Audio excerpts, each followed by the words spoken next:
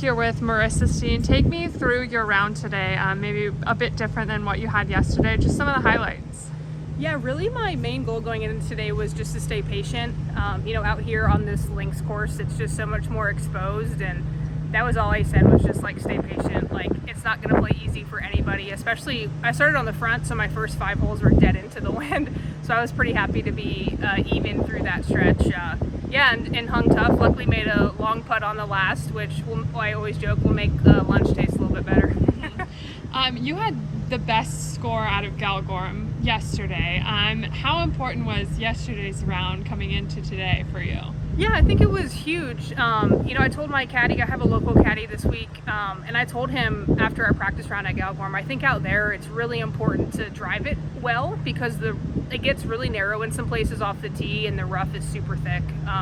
The couple holes that I hit it into the rough, it was just a guessing game on how the ball's going to come out.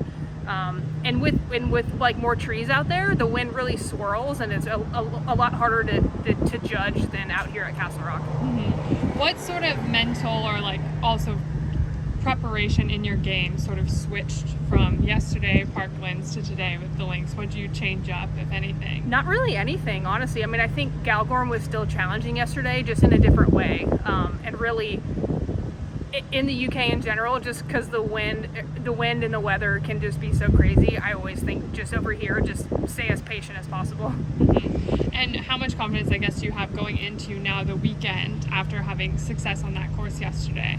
Yeah, I feel good. I've been rolling it really well on the greens, which is obviously a huge confidence booster. And so yeah, just want to take the same mentality I had these first 2 rounds through the weekend. Last question, any highlight birdies or anything out there from today that was really stood out in your mind as a highlight of the day? I would say definitely on 18, making like a 50-footer. I was just trying to get it close and have a tap-in par, so to see that go in was fun.